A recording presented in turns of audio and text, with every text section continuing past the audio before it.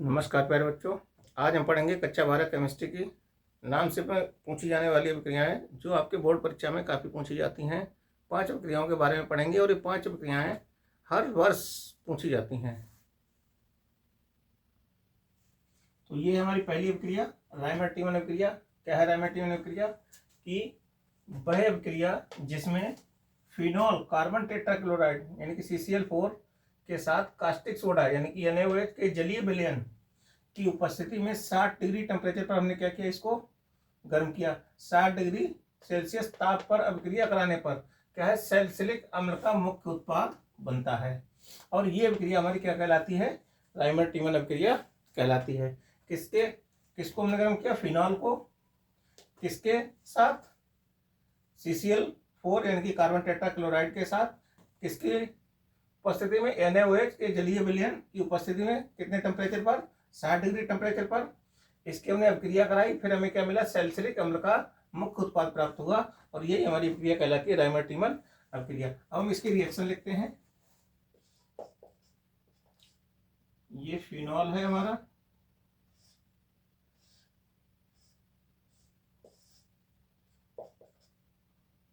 और यहाँ पे CCl4 के साथ 4NaOH यानी कि कास्टिक सोडा के हम 4 अणु लेंगे। कितने डिग्री टेम्परेचर पर हमने गर्म किया इसको? 60 डिग्री टेम्परेचर पर क्या किया? गर्म किया। तो यहाँ से क्या हुआ? ये 4 तो हमारे NaOH निकल गए। क्या निकल गए?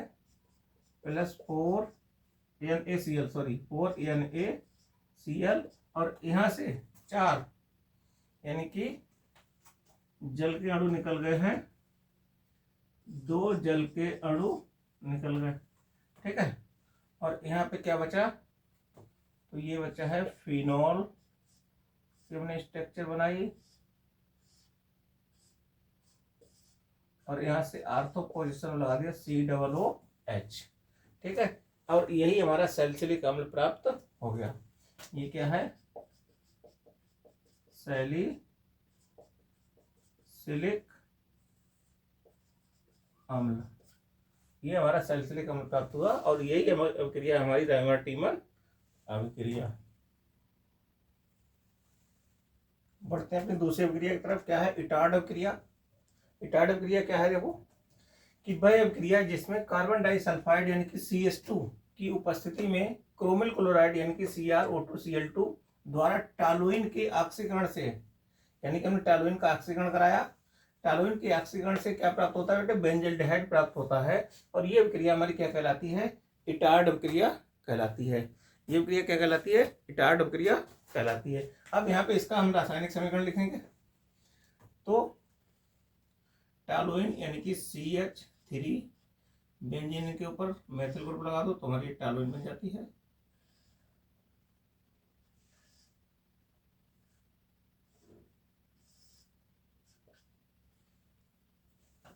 तो ऑक्सीकरण कराएंगे नवजात ऑक्सीजन के साथ। तो 2 इसके परमाणु ले लो। तो CrO2Cl2 और किसके साथ? CH2 की उपस्थिति में। ठीक है। तो यहाँ से क्या होगा? 2 हाइड्रोजन रिमूव होंगे और एक साथ ऑक्सीजन के साथ मिलकर क्या बना लिया इन्होंने? जल। तो यहाँ से होगा क्या प्राप्त होगा हमें? Benzaldehyde CHO। बेंजीन के ऊपर CHO एल्डिहाइड ग्रुप लगा दो और यही हमारा क्या हो गया है? बेंजल्डिहाइड।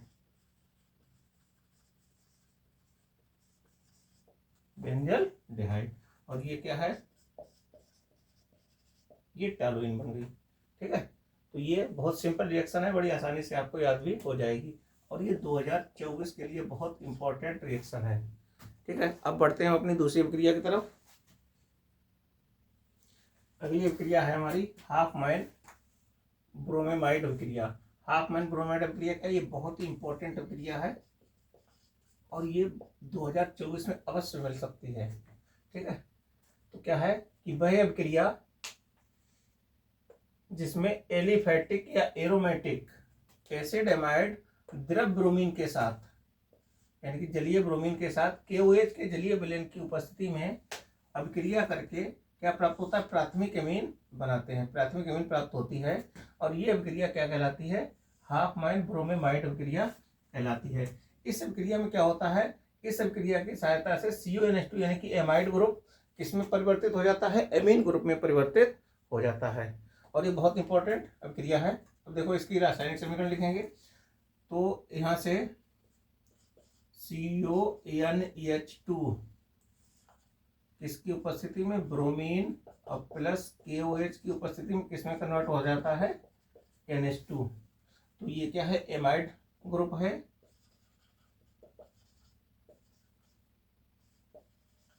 और ये क्या है, एमीन ग्रुप बन गया। किसमें कन्वर्ट हो गया, एमाइड ग्रुप किसमें कन्वर्ट हो गया, एमीन ग्रुप में कन्वर्ट हो गया। अब यहाँ पे RCONH2, ठीक है, इसकी अभिक्रिया कराएंगे किसके साथ, Br2 और 4 अणु ले लो KOH के। तो यहाँ पे क्या प्राप्त हो गया, तो RNH2 प्राप्त हो गया। अब देखो यहाँ से तो Br2 है, तो यहाँ से 2 पोटेशियम मिलकर क्या बन गया, 2KBr और K2CO3 बन गया। और प्लस हमारा क्या बन गया है, और जल के अणु जल प्राप्त हो गया है, ठीक है।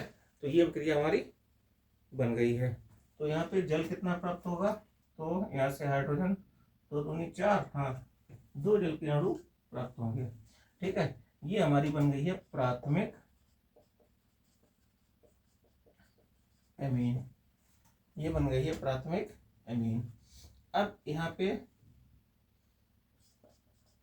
CH3CONH2 ले लेते हैं ब्रोमीन के साथ 4KOH की उपस्थिति में।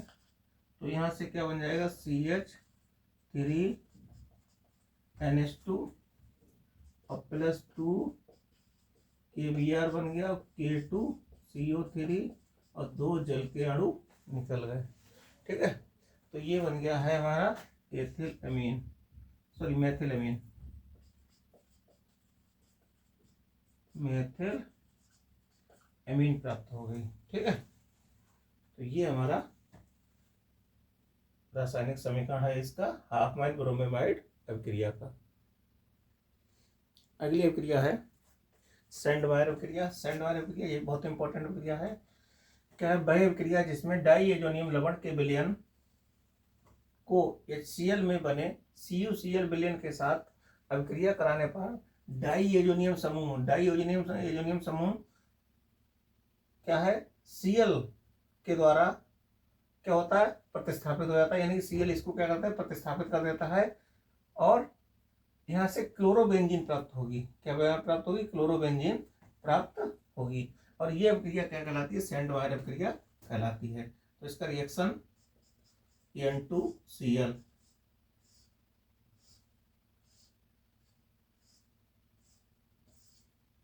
और इसकी हमने कराई है किसके साथ, CuCl/HCl।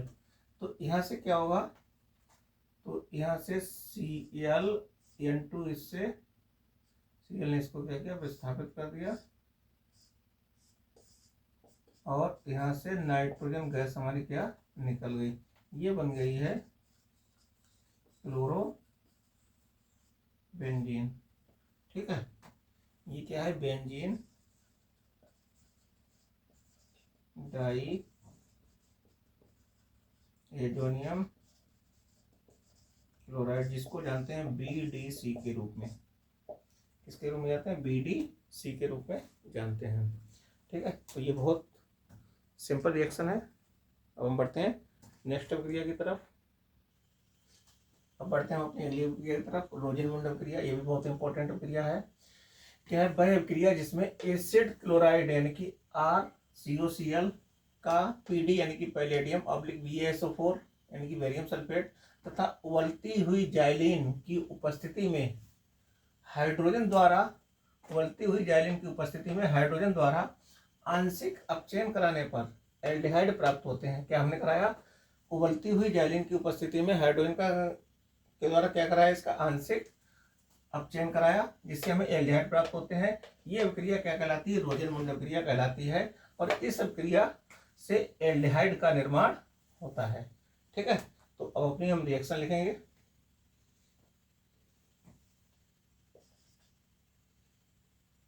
RCOCl प्लस H2,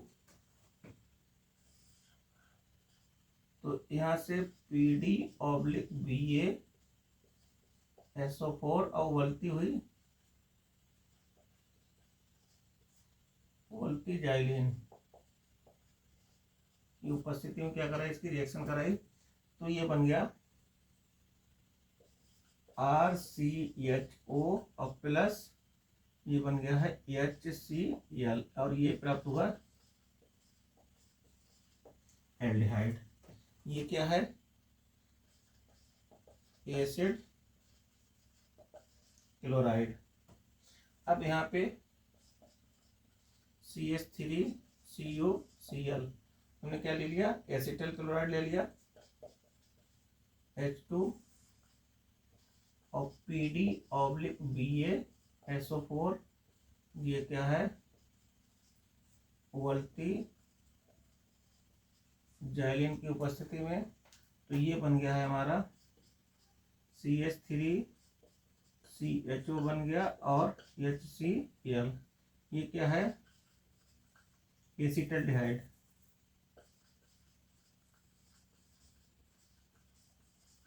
ये बन गया है एसिटल्डिहाइड। ये क्या है? Acetyl chloride. तो ये हमारी है रोजेनमुंड अभिक्रिया। ठीक है, इससे हम बेंजल्डिहाइड भी बना सकते हैं, मतलब किसी प्रकार का एल्डिहाइड हम इससे बना सकते हैं। ठीक है, तो उम्मीद करते हैं आपको समझ में आई होगी। तो फिर मिलते हैं अपने नेक्स्ट वीडियो में। आपको अगर समझ में आया हो तो हमारे चैनल को लाइक कीजिए, शेयर कीजिए और अधिक से अधिक सब्सक्राइब कीजिए। जय हिंद, जय भारत।